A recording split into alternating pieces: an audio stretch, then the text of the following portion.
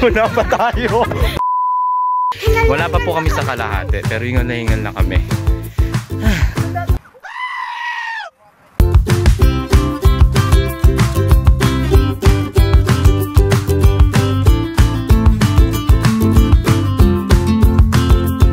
Hi mga ka-nature. Habang naglalakad kami, marami kaming nakasalubong na pumapanit din. At what you will love about this place or about this part of nature, breathtaking yung ganda niya. As in. A few moments later.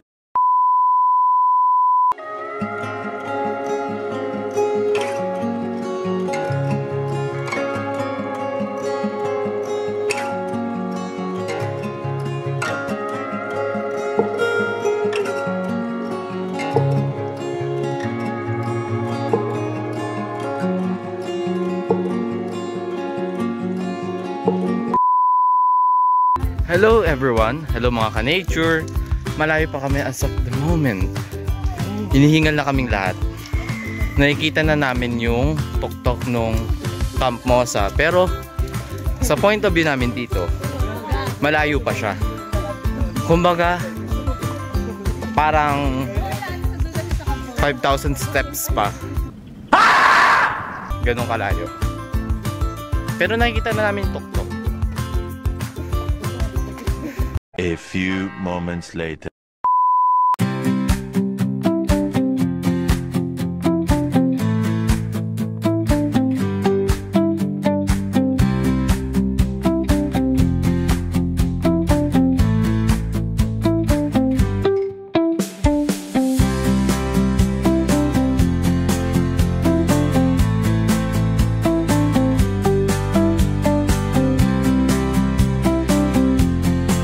A few moments later. Ganda. Ay! Hello everyone! Nandito kami ngayon sa Camp Mosa!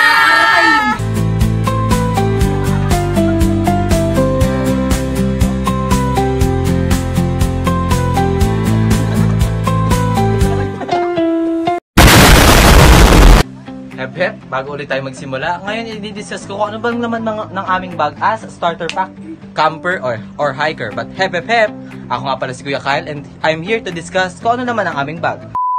Hi guys, I'm Jenny Dominic S.J. Junela and I'm here to introduce you some stuffs that you need to bring when you are hiking. First, garbage. Kasi basura mo, bit-bit mo. Siyempre kapag pupunta ka, hindi dapat mawala yung map. Kasi wala ka nang direction sa kanya, sa pupuntahan mo pa kaya. Hi, I'm Kashmir Somoza. Siyempre, bago tayo umakyat ng bundok, kailangan natin ng hygiene kit. Siyempre, kapag umakyat tayo, siyempre, pawis-pawis tayo. Kailangan natin maligo para hindi tayo malagkitan sa ating balat. Hello, my name is Russell. Siyempre, may tubig tayo. Kung wala tayong tubig, mamamatay tayo, di ba?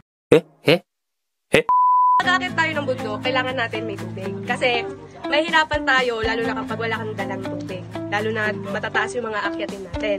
Then next, syempre hindi mawawala ang pamalit damit. Dahil kapag nandun ka na sa mismong pupuntahan mo, kailangan natin magpalit para lahat ng pawis is mawala sa'yo. Hi, I'm Kim Saikon. So, next is kailangan natin ng emergency kit, lalo na tong headlight, tsaka whistle. So, paggabi naman, kailangan natin to para hindi na natin i-use yung mga kamay natin kakahawak ng flashlight. So, eto namang whistle is need natin in case of emergency. Kung na-trap tayo sa isang lugar na walang ano sa atin, pwede natin to gamitin para may makarinig sa atin at mahanap yung location natin. And also, lahat ng dadalhin natin sa hiking or mountaineering kahiling natin. Pero hindi sa lahat na panahon ayos ang weather. Kaya kailangan natin ng raincoat para sa biglaang pag-ulan. And also, first aid kit in instances of emergency. Si Kim Isabel G. Madrigal at nandito ako para i-present kung ano yung pinaka-importante na dalhin sa pag-hike. Siyempre, ang mga pagkain. Siyempre, pag mag-hike ka, napapagod ka at kailangan mo i-replenish yung energy mo. At yon, ang kailangan mo is pagkain. They ask you how you are, you just have to say that you're fine when you're not. And also, kailangan natin to kapag aakyat tayo ng bundok. Hindi naman pwedeng aakyat tayo ng walang pamunas, walang towel. Kailangan natin ang towel kapag tayo ay pinagpapawisan. And also, kapag aakyat tayo ng bundok, kailangan natin ng power bank. Siyempre, wala naman tayo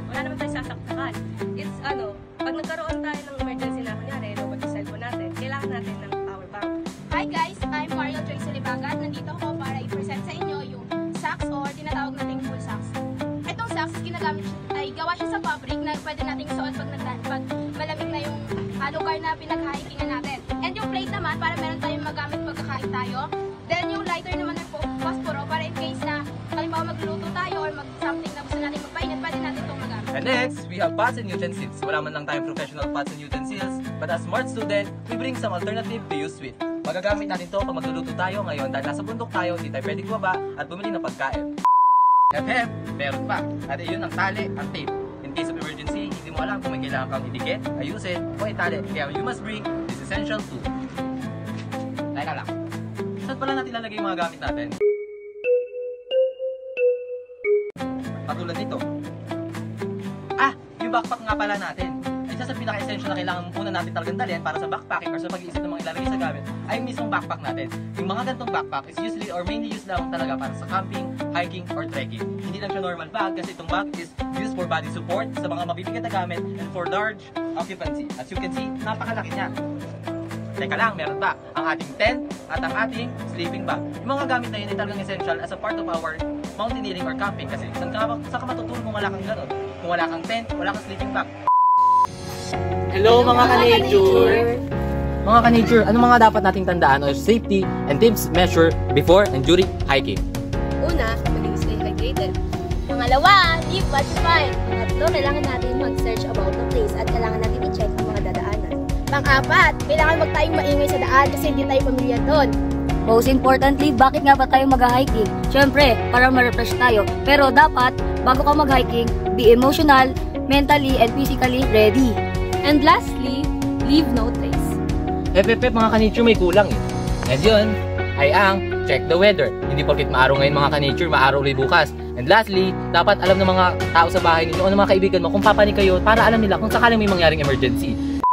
Ngayon, naturo na namin ang mga dapat laman ng backpack, don'ts and do's sa pagpanik, and lastly, dapat enjoy the place. Kaya ka nga pumanig para enjoy the place, but still, be responsible. Kaya, bye-bye!